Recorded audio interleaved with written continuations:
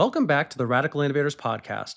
I'm your host, Frank Congiu, and for this episode, I sit down with Stephanie Lilac, EVP and Chief People Officer at Mondelez. Throughout our conversation, she discusses why managers are so important to the employee experience, how her team is leading the digital evolution to make work better, and how she uses AI to analyze employee feedback. And she even reveals her favorite Mondelez product. So let's dive in with Stephanie Lilac.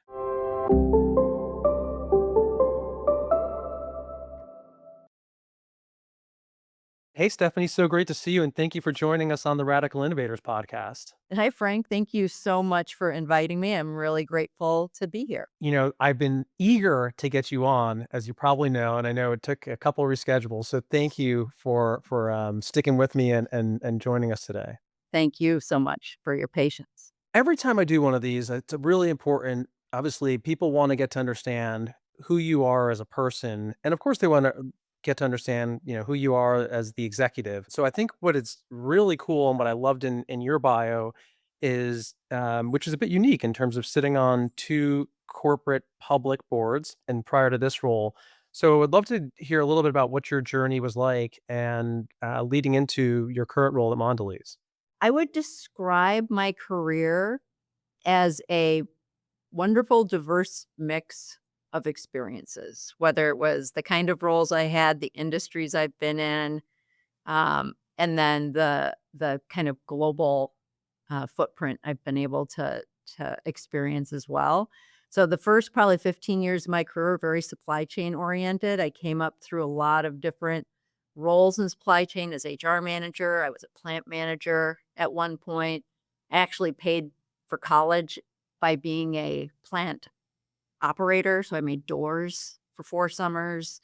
So I learned a lot in supply chain, and I'd say it really formed my leadership foundation for how I lead today. And then I spent the next another probably 10, 15 years in commercial roles. So HR leadership for different parts of the business. And I've been in kind of the B2C part of the business, B2B. When I left General Mills, I joined Dunkin as their CHRO as my first CHRO role. Very different industry and a fully franchised organization of a great brand, which was amazing and actually an incredible experience before taking this role at Mondelez, because everything I did there was very influence oriented. The franchisees really didn't have to do anything I asked. So it was a lot of influence, learned a lot. QSR's a really interesting industry. And then shifted from there into the tech industry and was the chief people officer for Bumble, which most people know is a dating app, but it's also a friend finding app. And that was incredible to really get deep into the tech industry. It was it still is founder led company with a global footprint. So learned a lot there that, again, as we talk about what's happening here at Mondelez, gave me a very good grounding in HR and technology marriage. And then, landed here at Mondelez in my dream job. So chief people officer for, large global CPG organization. We have almost 95,000 employees around the world. I feel very, very lucky to be here. I also sit on an external public board. So I'm a board member at a company called First Watch. And that's a great experience. I chair the comp committee there. So I get to see both sides, of that board experience as management and as a board member. Nose in, hands off. Is that the uh, Ideally, yeah. Yeah. I can really relate to that Duncan story that you shared in terms of doing a lot of work with General Motors and the strained relationship that they had with dealers, with the dealerships for a long time, and the unique ability that you need to build to influence because you can't control. And so you'd go in from one dealership to the next, and I'm sure this is true of Dunkin' stores, and the experience is wildly different from the cleanliness of bathrooms to the appearance of people at the counter and so on. And so you really need to go in there and build genuine relationships and show these people you care about their business, versus just sort of forcing things and mandating it. I mean, it really is. I think about trust fundamentally, and most things in business are about trust. Being able to truly impact the business and think about what you're doing through what the business needs, and retail is really a people business. Right? Those stores do as well as the team does and as the staff does. There's a big role HR can play in supporting those For dealerships or sure. those franchisees. You've consistently focused on making people and culture a strategic pillar of business. What's the biggest misconception leaders often hold about the employee experience or that you've had to correct at a massive global scale, particularly in an organization as large as Mondelez? I don't know if it's a misconception or just not well understood, but employee experience is a very broad description of a multifaceted approach to the way an employee experiences their time at a company. It's everything from the hiring process and what that was like to their onboarding. It's the full cycle, right? Of hire to retire and what the experiences of people in the business. And most people understand, I believe, that managers, people's managers have a huge impact on an employee's experience. And that's true. And we focus on that here. I think another aspect related is the connection people have to peers. And managers have a big role in that and how they build and develop their teams. And so I think something that's not well understood that deserves a lot of focus from leaders and from managers is not just what is the manager employee experience in that relationship like, but what kind of team environment are leaders creating for people to operate in? Because I think those two things really drive a significant part of how people experience life at work. Yeah. Is there anything that you'd say, like, if you thought about the top 1% of managers or to your point, the employee to employee experience, where you'd say, like, hey, here's a really cool thing that we're seeing some of our best leaders do to help drive this behavior? Because I always love, number one, being able to extract the best practice. But then I'm curious, like, what you do to amplify that within your organization so that others come on board and you make this more of a movement within the organization. That's a great question. I think we know because we measure it, the impact that leaders have on individual colleagues and employees around the world and the impact that the team that they're on. So we're a very metrics data driven organization and we've got an incredible engagement survey practice here. And so we're able through data to convince leaders of the importance of this.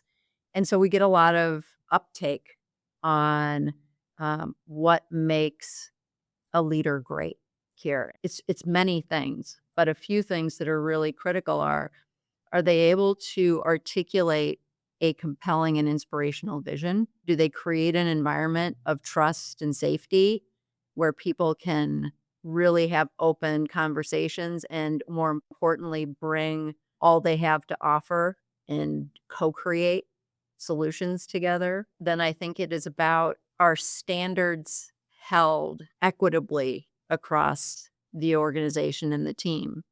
So one weak link can really throw off the ability of a team to be high performing. And so are people willing to have tough conversations?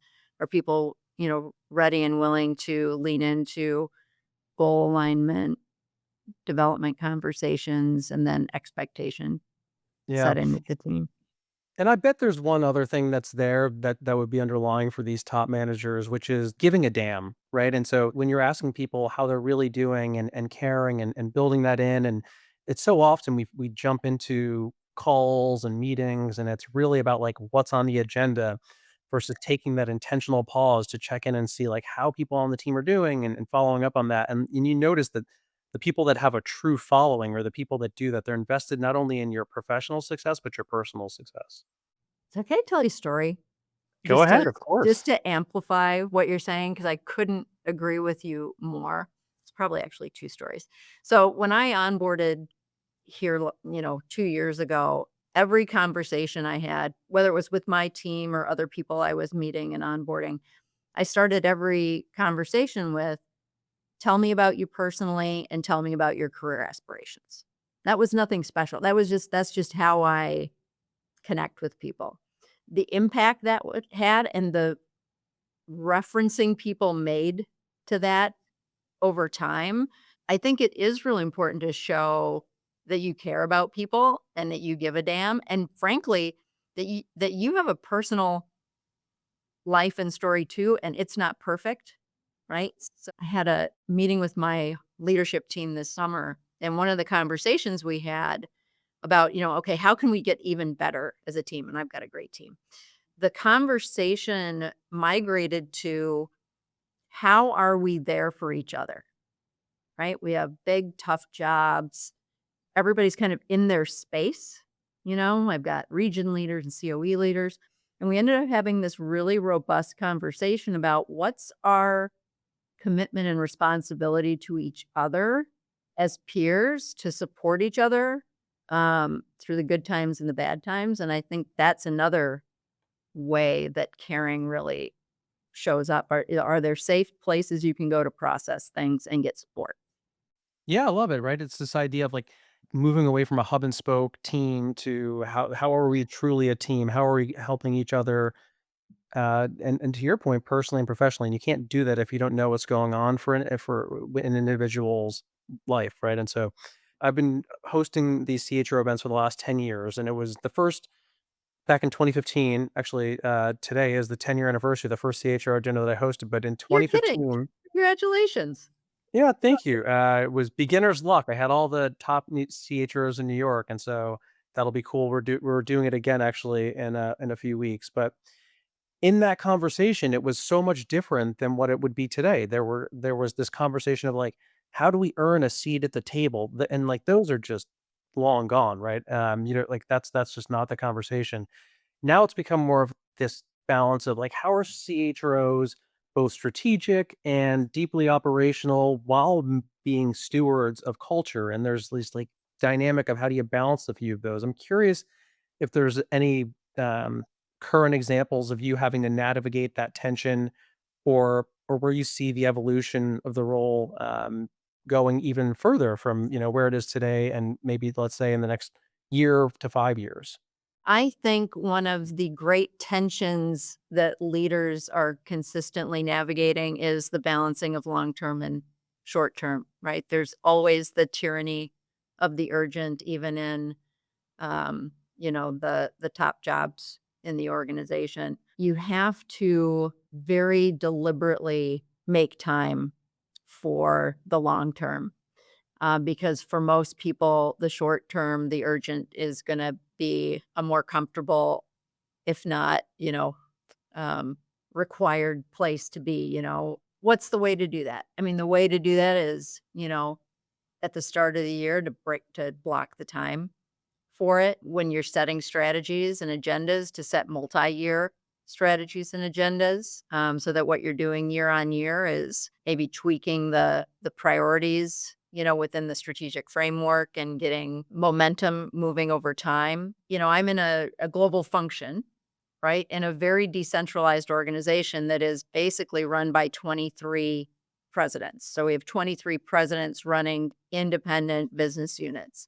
And this is back to Dunkin, okay, what does this have to do with Dunkin? Well, there's a lot of influence, that goes into driving an agenda. And if the agenda is not connected to business needs, business requirements, and if the impact isn't being felt, you're not going to get the uptake on the work. And the other piece is creating enough space cross functionally within leadership to spend time on the things that ground a good strategy, right? So your design principles, your long-term measures and KPIs. And I think for a lot of business people running P&Ls, it can be tough to get that space and time. And so a lot of co-creation goes a long way in those processes. People seeing their voices and their words and their ideas in the final product. We're building out our talent strategy here globally, and this year we've rolled out a set of talent principles, which are going to define what are our commitments and how will our programs be built to represent these principles of transparency, behavior, performance, et cetera. That lays the foundation, the groundwork for the work ahead. So that's, to me, the balancing the long term and the short term is one of the toughest aspects of running one of these global organizations. So I love that, right? Because it is tricky, particularly in a large business where you're publicly traded, measured by the quarter. So there's always that pressure. And then this idea of like a 3 or 5 year plan seems so foreign given everything that's massively changing. And so leads me to my next question around the digital transformation that you're leading. And if I think about the largest transformation that you're leading with your CIO, to create a one start stop for employees. What's the greater ambition on how you're rethinking the end to end and employee experience as part of that journey? There's really two main goals of this evolution in our business, which is how do we create greater enablement of for faster growth in the company? And then how do we make work better for our employees so that they can focus on driving that growth? So where we have work or activities happening that aren't contributing to building our brands, driving innovation, producing our, safe, high quality products, where that is not the focus for the business, how do we create more focus and capability there? And then how do we there's other very important work that happens in the organization that can happen in other parts of the organization. And I think shared services organizations are one of the greatest centers of excellence a company can have, because that is critically important work, right? It's the engine, it's important contributors to being able to grow the business quickly. And it's best done by people who do it well and do it every day, enabled by technology. And that's the digital part of this is how do you remove manual work, rework, Hmm. things that can be automated out of people's remit and put them on more value added, higher order, higher thinking level of work. And so essentially that's what we're that's what we're looking at. Yeah, I love it. I mean, that was the spirit of the podcast when we started it, which was what are the world's leading organizations doing to create processes or introduce things, innovating to support the ability to make employees' lives better. Yep. So whenever I hear that, that's where I key in and where I get excited because I think about the workforce that you have, particularly the number of individuals that probably can benefit significantly from whether it's upskilling and reskilling programs or there's financial literacy program. I'm sure there's a number of great things that you're doing. So those are the things that we're always looking to extract here on the podcast. Just I'm curious around process elimination and AI. You talked about there's this ability to remove some of the things that people aren't great at, but like so I'd love to talk a little bit about process elimination and AI and particularly what you've done where you've extracted some of the stuff that just for lack of a better way of saying, it just sucks, like, employees don't enjoy doing it, and you've been able to take that and automate it and improve, what people are focusing in on, and what kind of outcomes that's driven, and whether or not you specifically looked at certain roles to pilot this. Anything you'd have to share there? We have found ways to organize work, organize end-to-end processes, and enable them in such a way that we have experts who are really governing and leading those processes enabled by technology in service of employees and also the HR function, right? This is pretty classic, but I'll just talk a little bit about just employee questions, right? People tend to have questions about policies, about their pay, about benefits, name the topic, right? And in a global organization, how do you create 24/7 access, for everybody and the very diverse kinds of questions around our diverse programming that we would have? And AI is a natural place for this. And I think for us in particular, as we think about our manufacturing employees, and we have tens of thousands of manufacturing employees around the world, giving them we've created apps, tools, so mechanisms that people use in their personal and daily lives here at work that are very intuitive, that give people answers in real time. As we've rolled that out, we've learned a lot about what's working and it's not working in our policies and our processes. So it's this wonderful flywheel of improvement, of continuous improvement that happens where we're learning, where we're getting information into the hands of people when they need it, but they're also giving us feedback that we can leverage. Yeah, have you become feedback rich as a result of this? We And have we have so much feedback, and it's okay, and you can use AI again right. to to analyze and prioritize that feedback. I'll go into another place in our engagement survey. Really proud of our engagement survey. We have 93% participation globally in our engagement survey. It's best in class. This year we had 210,000 comments written into our engagement survey. There is no way any human, no number of humans could process all of that information. So AI is really, really important to us in that way.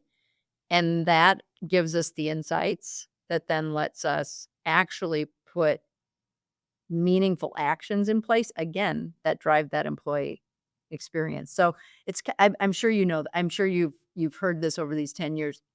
We're getting to a point where there's not a lot of places technology isn't touching right Yeah. now. It's almost as if we had this plan, we didn't, but this is exactly where my next question was gonna go because in the last 3 years where I've pivoted is a bigger focus on the relationship with CHROs and CIOs, and this was actually spurred by Jackie Canny, who said to me, "We are intentionally making sure that I partner more closely with my CIO and conference, speak about this to stage." She was on the podcast, talked about this. And I feel like they were one of the organizations that were slightly ahead of this, but now you're seeing other organizations coming around to the realization of just like how critical of a partnership this is that probably like didn't really get that sort of attention several years ago.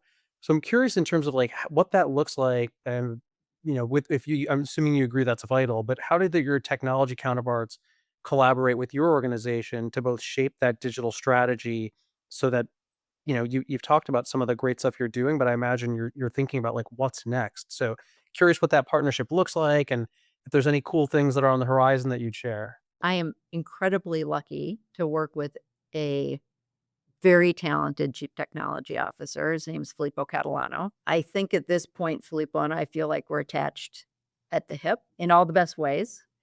And I think what we understand is you can't advance organizational effectiveness or employee experience without technology.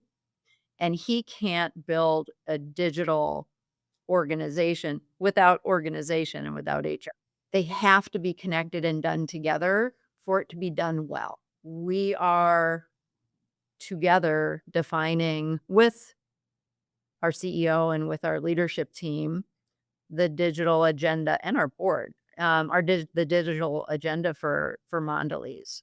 And we've got some incredible areas of best practice. I think some of the partners that you mentioned earlier would say our people services organization is probably one of the best in the business, along with the tech stack and the partnership we have with our external vendors. So almost 2/3 of my organization is part of that people services organization. The opportunities that Filippo and I and the leader of that organization see to layer on more sophisticated technology is high because the groundwork was laid well.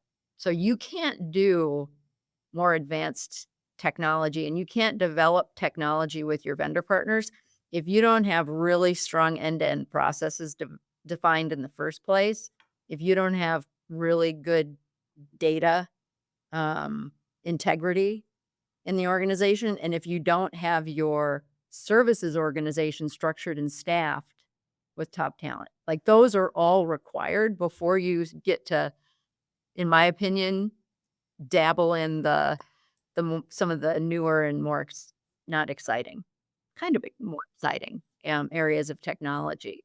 And so because we're in that position, we've got great partnerships with our tech providers, and we are partnering with them on the evolution of their technology and what it's delivering. I can't probably say a lot of details about it, but we feel really privileged to be a critical voice in how it's being shaped, and then how we are getting prioritized in the organization for AI, agentic AI, some of the newer evolution of AI in the industry. And we'll be well positioned to start leveraging that. We're leveraging it, we're testing it now, but we see a lot of applications for that in the future. Yeah, fantastic. So want to shift a little bit to one of the things I'm a big believer in the most successful people don't get there by themselves. They find mentors and partners. I'm curious if if there's any big mentors and influences that you would say have been critical to you. And then the second part of the question is there's so much content out there. Where do you go to today if you want what you would look at as a impartial and fairly balanced content that is helping drive your thinking as well? Of course, I've had many mentors. I've been around a long time, and there is no way I got here at all by myself. So what similar to my career journey, which was a lot of diverse experiences, I have a lot of diverse people who've kind of formed a backbone for me um, in my journey, and it's made up of my husband's on the top of that list. He had a long HR career himself. My son is on that list, kind of a no holds barred, gonna tell me like it is, what he's seeing kind of person. You need those people in your life. And then there's been so many people in my career that I've relied on, and sometimes it's been bosses, but a lot of times it's been people who report to me or have reported to me, who I bet on, and they have evolved in their careers, and I learned from them then, and I'm learning from them now. So it's a diverse group of people. And where do I go for information? It's very interesting. There's these two ideas are tied together. So the people I've surrounded myself with and the people on my team um, are experts in their areas, and they'll feed me, right? So I know that Ann Gotti is going to bring me the latest and greatest on the world in the world of talent, work effectiveness, culture. I know that Vic Malhotra on my team is going to bring me all the latest in total rewards thinking, and we're committed to um, current current knowledge, but also evolving future ideas and technology. We try to bring in people who are going to stimulate us to really think differently. In my leadership team, we spend a lot of time productively challenging ideas as well. So a lot of it's about being ambitious and curious to lead meaningful change, because everything around us is changing at lightning speed all the time. So what works today is not going to work most likely a year from now. No, it's fantastic, man. I love the shout out to people on the team, particularly because that's the first thing we've had that a lot of times people point to external resources, but I think it's great that you've brought in a team of people that that can go get the external stuff and then synthesize and bring it back to you and give you what's the best. So that's awesome. We're gonna wrap up where we finished and some rapid fire questions. And the first one, you were talking about food you served. So I'm curious, what is the your favorite Mondelez product? Ooh. So it's evolved as I've Okay.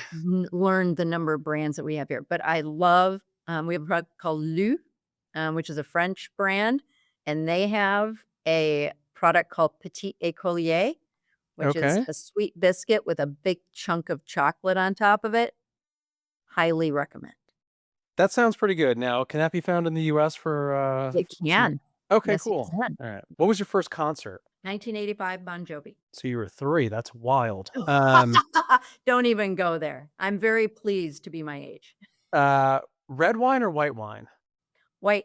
I like, Sancerre, Chablis. Okay. Book or a movie? I think I'm gonna go movie. You know, I would too. Everybody likes to tell you that the book is so much better, but it's like, How about yeah, a movie made from a book? I would there do you that. go. There's only so much time in the day. Okay. Beach vacation, ski vacation. It's so beach, and I'll explain in a future conversation why not a ski. Okay. Well, at least we share that part for sure. Okay. And favorite sports team. So I love college basketball. I'm gonna say the Michigan State Spartans, not because I went there, but because my husband's obsessed by them and there's Okay. no escaping them. But Tom Izzo's an amazing coach, and it's a great team.